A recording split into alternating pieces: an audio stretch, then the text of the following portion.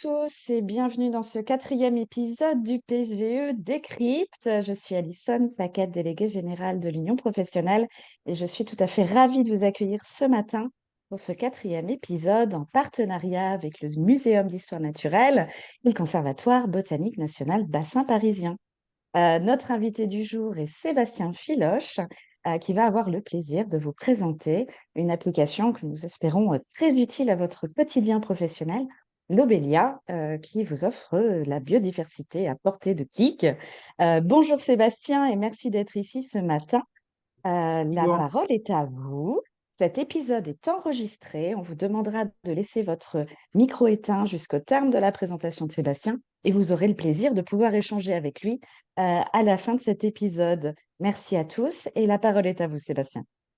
Bonjour, je suis donc Sébastien Filoche, je suis directeur adjoint au Conservatoire botanique national du bassin parisien. Et donc, je vous présente, comme l'a dit Alison, la base de données Lobelia, plus particulièrement les applicatifs qui pourraient vous être utiles dans votre travail. Donc, avant de vous présenter Lobelia, je voulais faire un petit point sur le Conservatoire botanique du bassin parisien et vous présenter notre organisme. Donc, nous sommes un service scientifique du Muséum national d'histoire naturelle situé au sein de la direction de l'expertise. Et nous avons été créés en 94 avec un agrément ministériel depuis 98. Alors, notre siège est au Jardin des Plantes sur Paris, mais nous avons aussi un vaste territoire avec 4 délégations régionales. Alors, une délégation sur Paris et donc sur l'Île-de-France, une délégation qui est à Orléans pour le Centre-Val de Loire, en Champagne-Ardenne, à Châlons en Champagne, et en Bourgogne, la délégation étant située dans le parc naturel régional du Morvan à Saint-Brisson. Alors, c'est notre territoire, hein, c'est un peu plus de 20% du territoire métropolitain. Nous faisons partie aussi d'un vaste réseau hein, des CBN, notre particularité étant d'être située au Muséum national d'histoire naturelle, mais pour les autres CBN, ce sont souvent soit des syndicats mixtes, soit des associations. Il y a actuellement 13 CBN qui sont agréés en France et en Outre-mer et regroupés au sein d'une fédération de CBN avec comme coordinateur de nos missions l'OFB.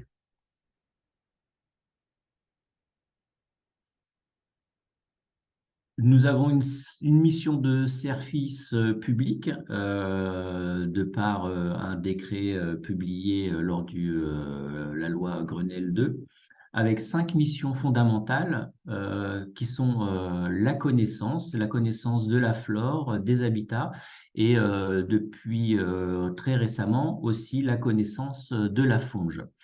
Euh, Autre mission, c'est la contribution à la gestion conservatoire et la restauration écologique des milieux et des espèces, l'appui aux politiques publiques, la communication, sensibilisation, mobilisation des acteurs, et une 5e mission, pareil, rajoutée il y a très peu, qui est la reconnaissance de la gestion, la diffusion et la valorisation, la validation des données, ce à quoi nous allons nous intéresser un peu plus particulièrement ce matin.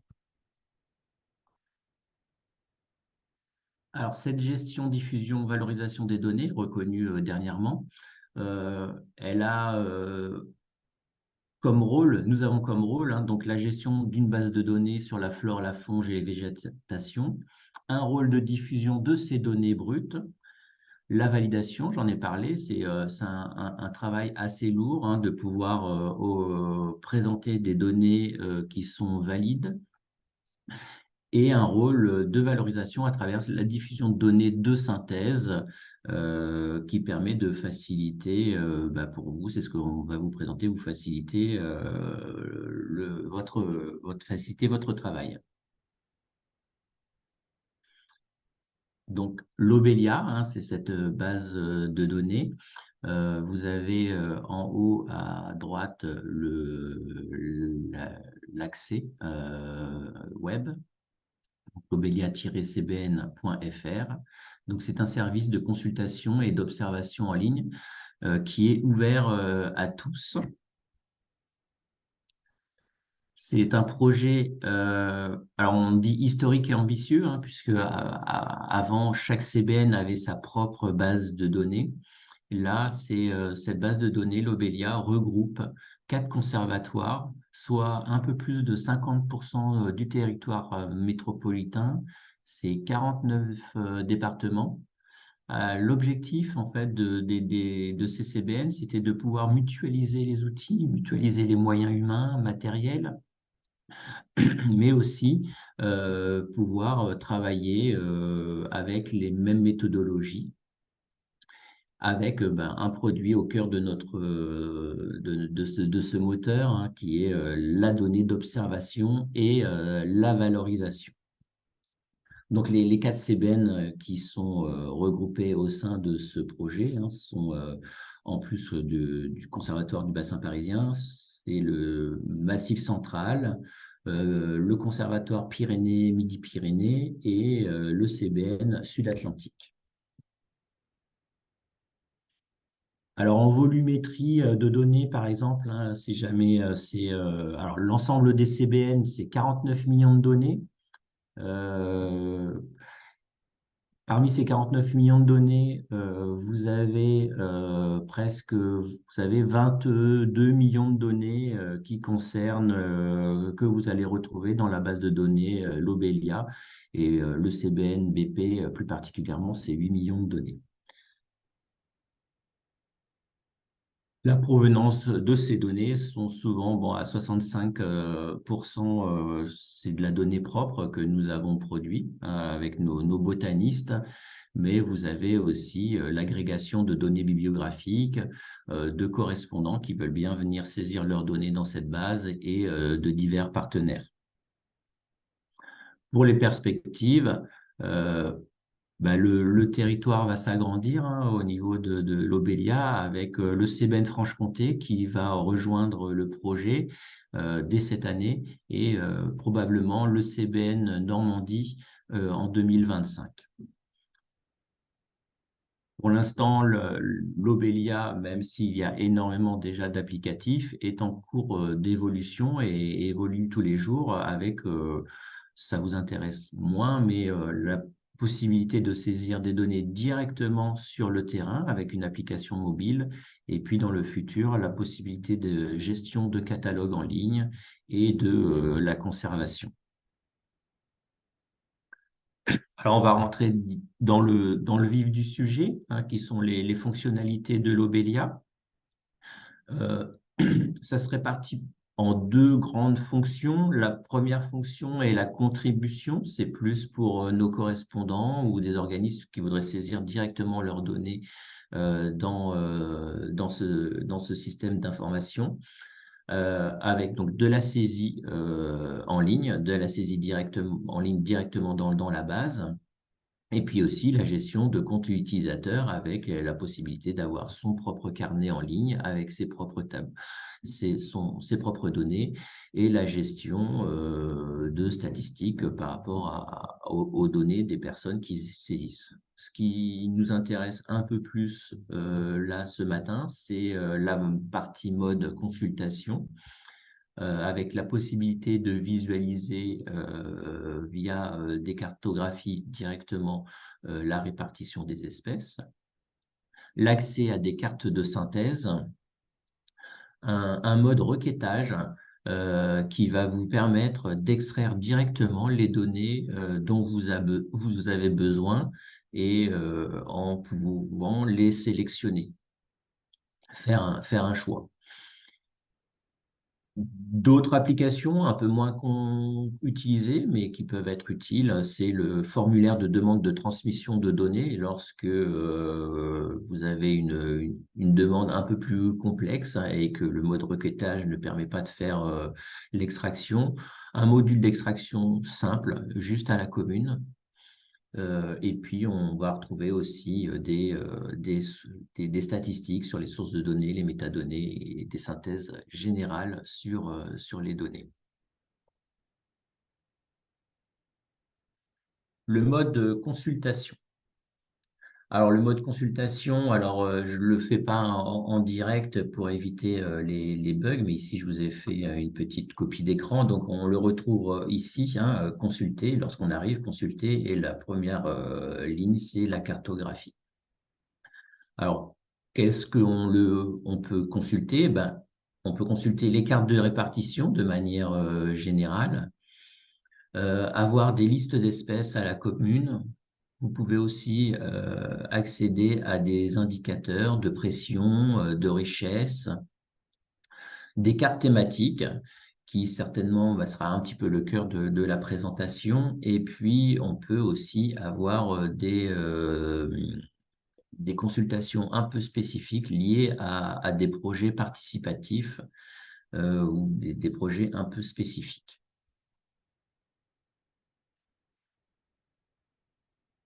Première application qui est toute simple, qui est l'affichage de la répartition d'une espèce. Alors ici, j'ai mis la lobélie brûlante en saisissant un nom. Alors, on peut saisir plusieurs noms. On peut cumuler plusieurs espèces pour avoir une carte de répartition agrégée, si jamais on le souhaite.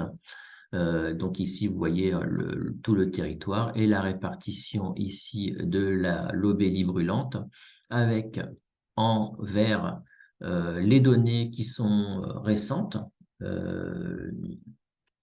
Donc c'est observé après 2000, des données en marron un peu plus anciennes ou un peu plus que l'on appelle historiques. À noter que la validation est dynamique et que lorsque vous avez des carrés qui s'affichent, qui sont en gris, ce sont donc des données très récentes qui n'ont pas fait encore l'objet de validation par le botaniste.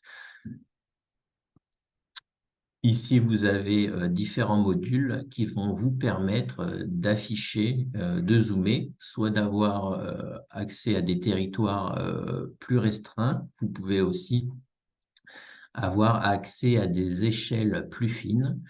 Alors, à noter que cette carte de répartition, elle est disponible sans avoir besoin d'avoir de logging.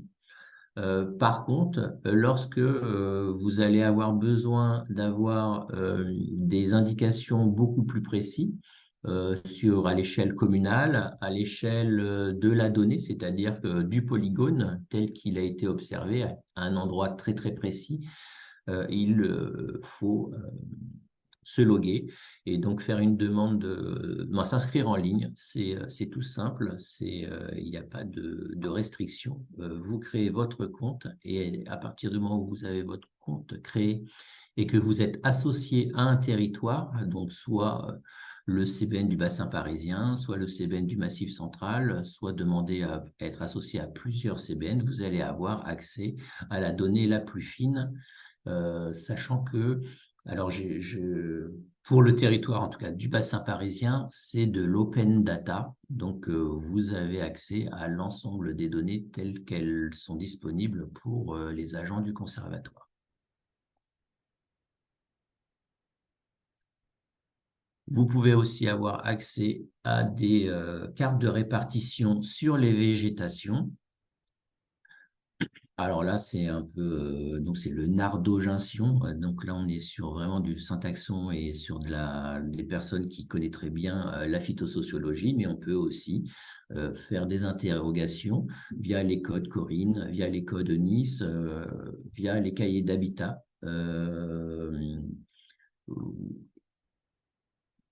Ou selon les catalogues de végétation, là un peu plus pour les gens qui ont une bonne connaissance des végétations.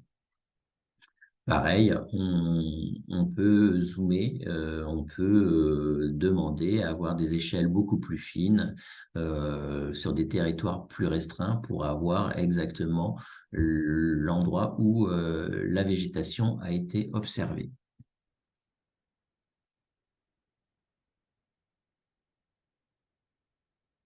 En demandant, en zoomant sur une commune, alors ici par exemple Orléans, et puis en demandant un affichage de la couche au niveau de la commune, vous allez pouvoir accéder à la liste des espèces qui ont été observées sur la commune avec l'ensemble des observateurs qui ont pu travailler à un moment ou à un autre sur ces données, ou qui ont observé ces données, les organismes, les périodes d'observation, le nombre d'espèces qui ont pu être observées, et puis ici les dates d'observation.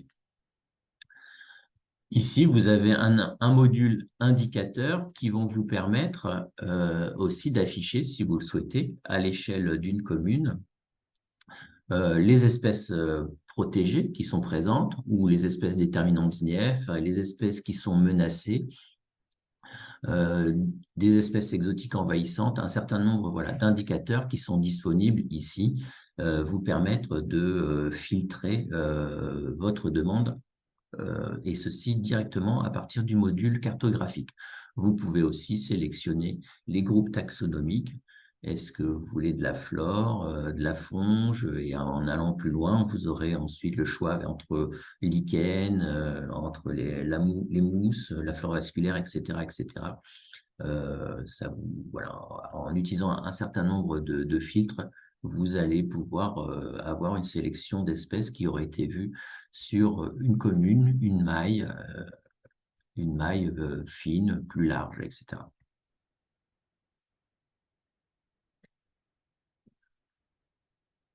D'autres éléments de recherche, on a vu que vous pouviez faire rechercher par taxon ou par végétation, par habitat. Vous pouvez aussi, hein, si vous le souhaitez, avoir des indicateurs généraux, alors soit la pression d'observation, la richesse taxonomique.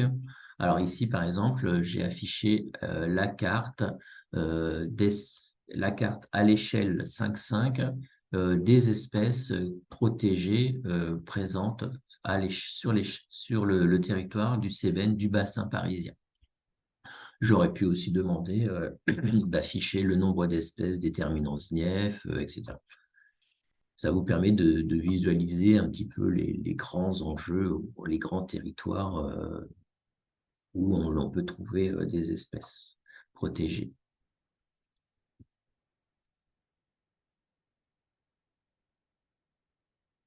Je fais une petite aparté. Je quitte la partie cartographie pour venir sur la partie requêtage. Ce requêtage va vous permettre d'avoir un petit peu la main sur sur votre sélection en définissant un territoire. Vous pouvez aussi glisser directement un format géographique si jamais vous voulez avoir un territoire une interrogation sur un territoire un petit peu spécifique en dehors des limites de départements, de mailles, de communes, intégrant plusieurs communes ou intégrant une réserve, par exemple. Vous pouvez choisir les dates, les origines du relevé, quelles sont les espèces que vous voulez observer, etc. Et ça va vous permettre d'avoir une sélection.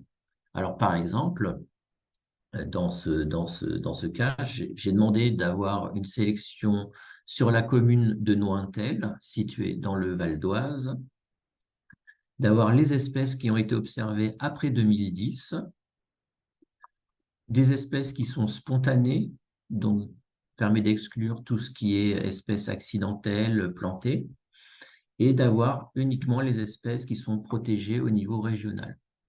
Ça m'a permis très rapidement d'avoir ce tableau avec ici 3 espèces qui ont été observées sur la commune de Nointel après 2010 et à droite, vous avez ici les points, la zone où ces espèces ont pu être observées. Alors ici, si je rentre un petit peu dans le détail, hein, vous avez la cardamine impatiens, une orchidée dactylorhiza et puis Euphorbia verrucosa. Alors ici, avec ce petit triangle qui indique que l'espèce a fait l'objet de recherches, mais n'a pas été observée. Après 2010, bon, on est retourné sur le terrain après 2010, mais nous n'avons pas observé l'espèce. Alors là, j'ai fait cette sélection très restreinte hein, pour les espèces protégées. J'aurais pu demander les espèces SNIEF, j'aurais pu demander l'ensemble des espèces vues sur la commune, les polygones, etc. Le choix est multiple et vous permet d'avoir, ça c'est vraiment très appréciable, vous permet d'avoir la main sur vos extractions. Alors là, pareil, il faut un compte, mais le compte, je le rappelle, le compte est gratuit.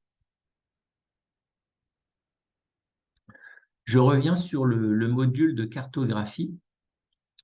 Vous aviez vu hein, sur la gauche ces éléments qui nous permettent de sélectionner la zone géographique, le maillage, etc. Vous avez ici au niveau des couches un élément qui certainement est le plus utile pour vous. Ce sont des cartes d'information thématiques, c'est-à-dire des synthèses euh, qui sont basées sur la valorisation de nos données et qui peuvent vous permettre d'être une aide à la décision.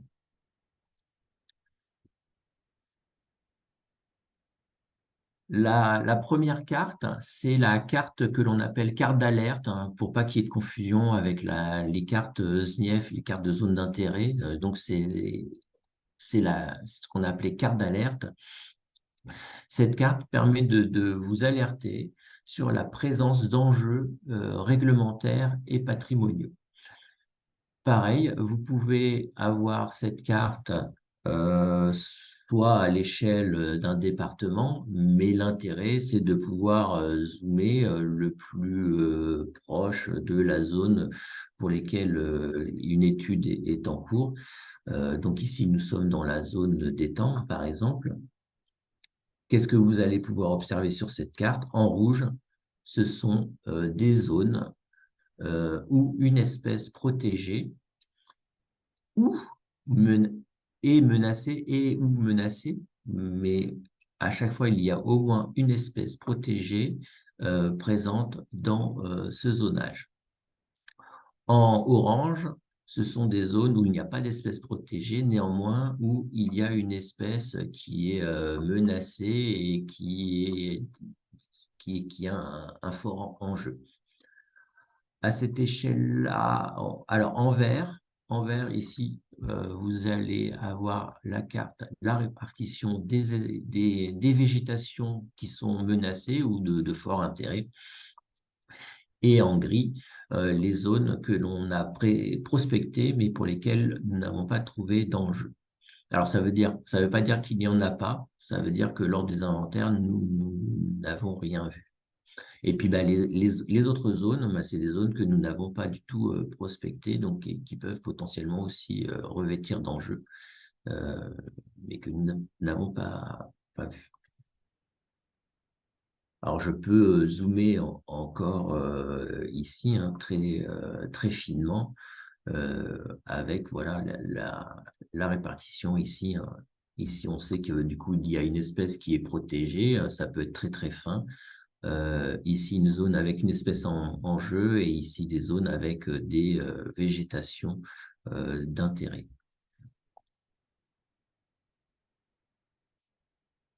Autre carte, la carte des plantes exotiques envahissantes qui permet d'alerter de la présence d'une espèce exotique envahissante, alors soit avérée ou potentiellement envahissante. Avérée, ça veut dire que on a des preuves depuis de nombreuses années que l'espèce peut revêtir un impact particulier sur une zone euh, ou potentiellement envahissantes, c'est-à-dire que ce sont des espèces qui sont envahissantes en dehors de notre territoire et qui, en arrivant, peuvent être problématiques.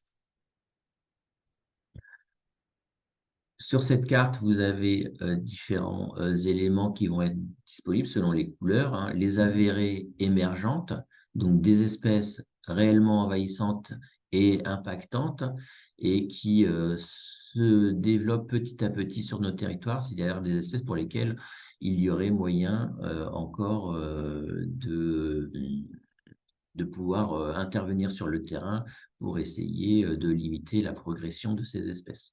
Les espèces implantées sont des espèces pour lesquelles il y a des preuves d'impact sur le milieu, mais elles sont tellement répandues qu'il est difficile d'intervenir, ou en tout cas on va intervenir au cas par cas ou par d'autres moyens. Et ensuite, vous allez trouver les cartes potentielles d'espèces qui peuvent, selon certains cas, revêtir d'une problématique, mais pas forcément tout le temps. Par exemple, si jamais vous êtes sur des milieux très dégradés, l'espèce n'aura pas forcément un impact. Alors, à noter ici, hein, je ne voulais pas présenter, les cartes sont disponibles pas forcément à l'échelle du territoire de l'Obélia. Ici, vous avez un manque en fait sur la partie Bourgogne, puisque actuellement la liste des espèces exotiques est en cours de confection. En zoomant, voilà ce que celle-là peut donner ici.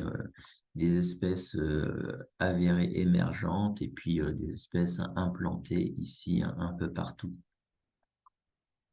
qui peuvent être utiles lorsque il y a des études d'impact, par exemple.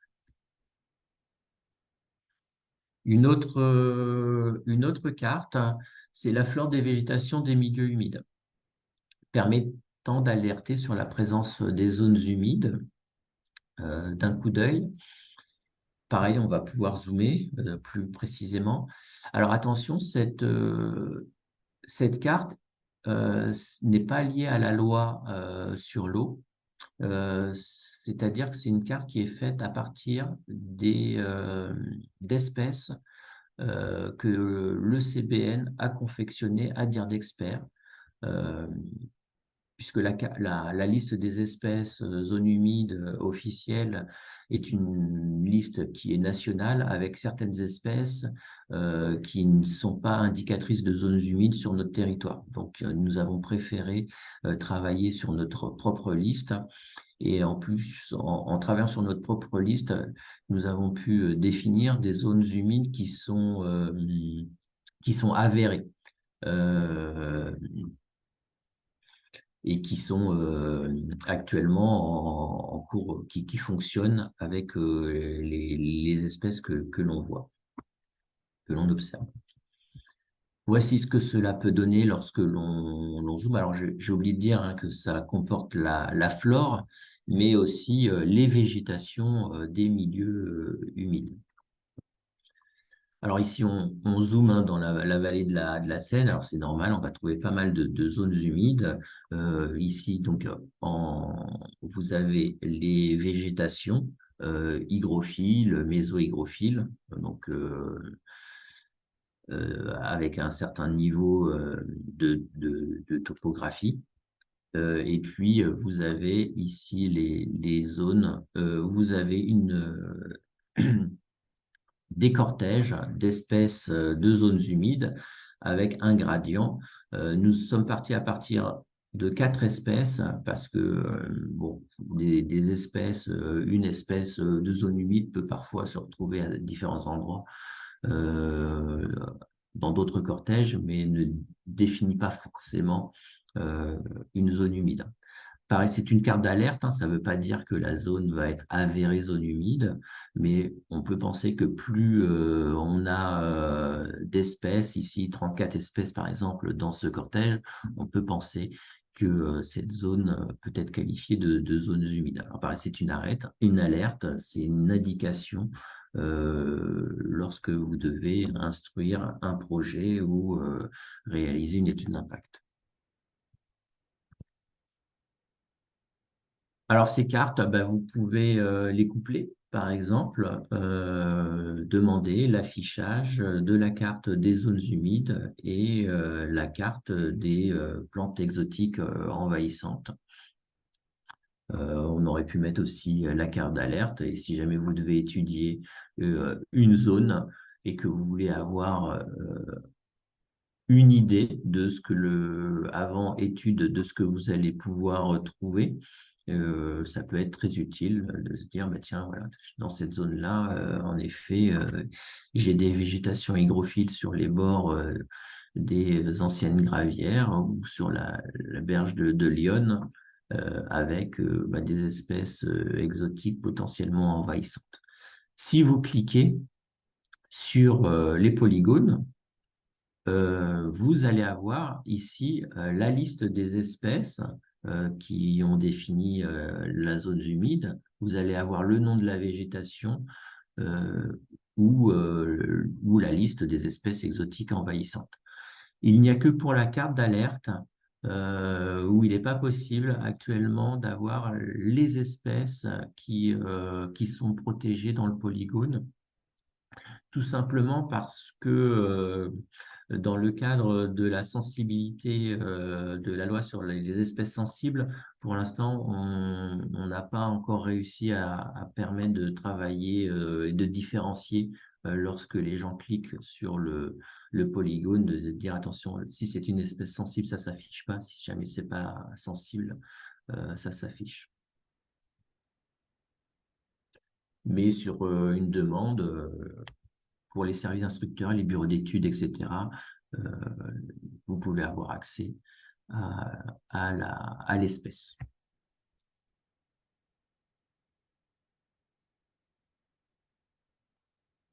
Vous avez aussi accès à la carte des végétations naturelles, assumées naturelles, cartographie des végétations,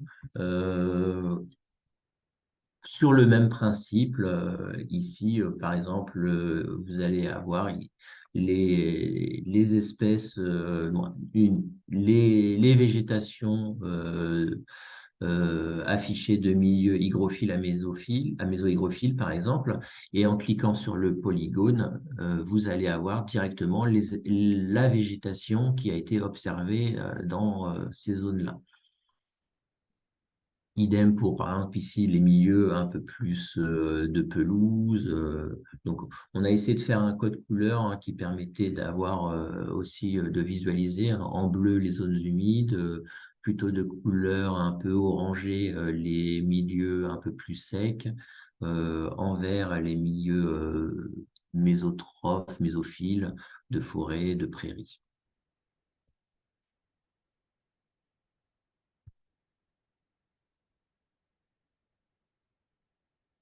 Pour finir, très rapidement, quelques applications. Vous pouvez aussi faire des demandes de transmission de données précises si vous le désirez, c'est-à-dire dans le cadre où vous n'avez pas réussi à avoir ce que vous vouliez en consultant la cartographie ou le requêteur, vous pouvez nous faire une demande en ligne d'extraction de données via ce petit onglet ici, module.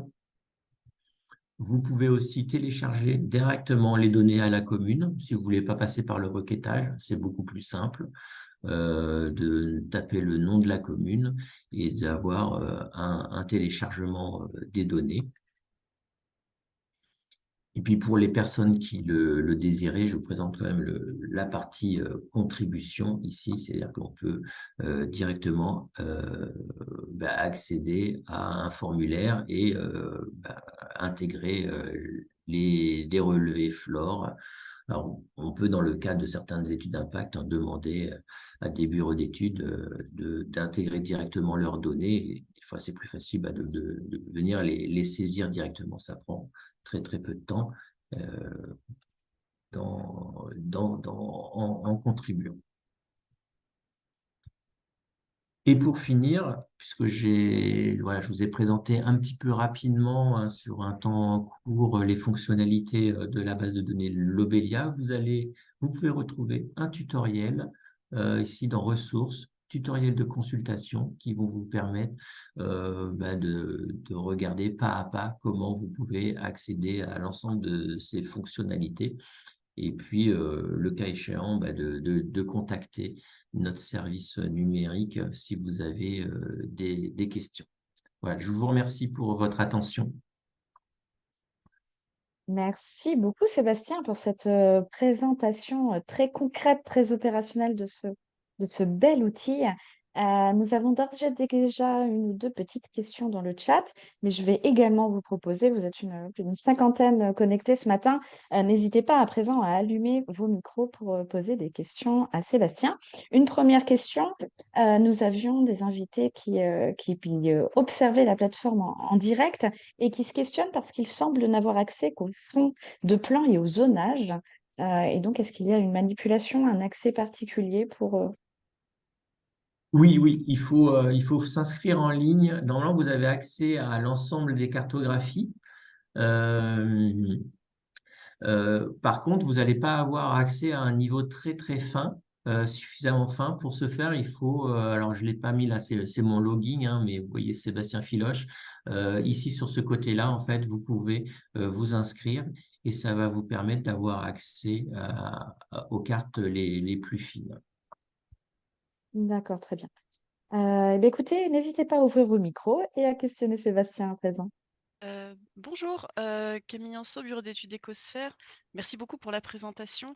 C'est toujours sur ce même souci-là. Actuellement, je suis connectée, hein, je me suis inscrite et tout ça, donc pas de souci de ce côté-là. Mais par contre, c'est vrai que je trouve pas toutes les options d'affichage de cartes que vous nous avez présentées. En passant par cartographie ici. Alors, ce que je peux faire, c'est parce qu'on ne voulait pas je peux essayer alors d'arrêter le partage. Oui, bonne idée. Si vous souhaitez partager l'application en direct, n'hésitez pas. Et je peux essayer de partager l'application en direct en espérant que ça marche.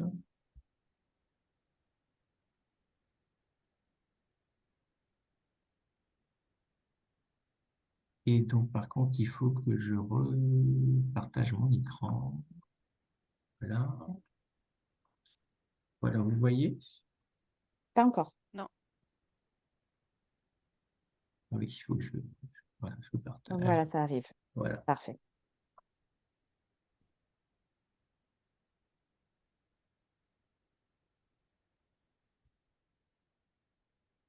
Alors souvent, donc voilà la partie module hein, où on arrive avec l'interrogation. Ici, en fait, vous avez cette petite choisir ses fonds de plan. Vous pouvez arriver ici aux informations thématiques. Et justement, à ce moment-là, enfin moi j'ai fond de carte, donc la barre de recherche. Après j'ai fond de plan, zonage, et c'est tout. Alors peut-être, alors n'hésitez pas, alors peut-être qu'il faut, j'ai pas regardé, comme ça fait longtemps, normalement il faut aussi que vous soyez raccordé en fait à un CBN, c'est-à-dire que lors de votre inscription, vous êtes inscrite en ligne, mais Oui. je ne sais pas si vous êtes inscrit à un des CBN. C'est-à-dire Alors j'ai sélectionné un CBN de rattachement, du coup, comme c'est demandé dans les étapes de l'inscription. Je ne oui, sais pas si c'est suffisant, s'il y a une autre démarche à faire par ailleurs. alors je pense que en attendant, comme vous l'avez fait en direct, il faut attendre un petit peu Que ce soit que, en fait validé. on valide la demande de rattachement au CBN. Sachant que la carte que je vous ai présentée, en fait, les informations thématiques, elles sont pour le moment disponibles que sur le CBN de rattachement du bassin parisien. Oui, c'est celui-là que j'ai sélectionné de toute Donc je façon. pense que c'est juste parce qu'il faut attendre un petit peu que, en fait, on appuie, nous, de notre côté, un bouton pour valider votre inscription. D'accord. Mais normalement, voilà, vous allez avoir accès à toutes ces cartes-là. Si jamais ça ne se fait pas, n'hésitez pas à envoyer un mail à cbnbp.si pour qu'on regarde manuellement ce qui s'est passé. D'accord, ça marche. Mais Parce que normalement, voilà, vous avez accès, une fois que vous êtes inscrit, que vous êtes raccordé, alors principalement pour les cartes thématiques au CBN du bassin parisien, vous allez avoir accès à toutes ces fonctionnalités-là, sachant que donc j'ai pas envie de... Bon, potentiellement, voilà, on espère qu'à un moment, un jour, on pourra développer ces applications et qu'elles soient disponibles sur l'ensemble du territoire de l'Obélia. D'accord, merci beaucoup.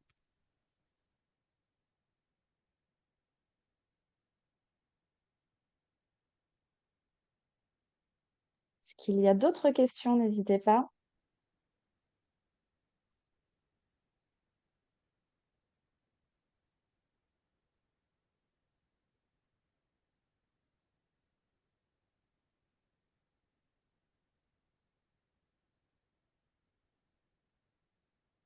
Eh bien, écoutez, si la salle est muette, dans ce cas-là, il ne me reste qu'à remercier Sébastien pour cette présentation très intéressante.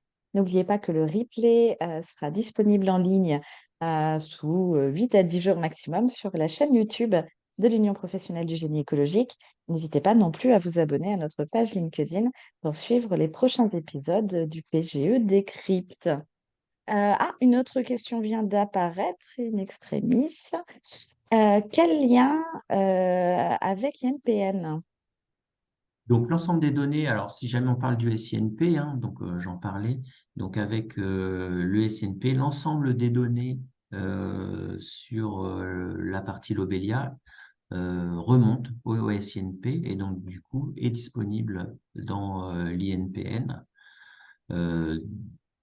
De même, les données de l'INPN peuvent redescendre au sein des bases de données de l'ensemble des CBN. Alors, la seule différence, hein, si jamais je, je, je prêche pour ma paroisse, c'est que les données, donc nous, on présente que des données de flore et de végétation, et que les données de végétation ne sont pas encore tout à fait disponibles, il me semble, dans l'INPN. Et aussi, notre force, ça va être d'être implanté au niveau local, d'avoir une vraie vision locale et régionale, et d'avoir une validation des données qui se fait le plus rapidement possible. On essaye, voilà, de présenter le plus possible des choses qui ont été validées par nos botanistes. Bien, très bien. Encore merci Sébastien. Bonne journée à toutes et à tous et à bientôt. Merci beaucoup. Au revoir. Au revoir. Merci, au revoir.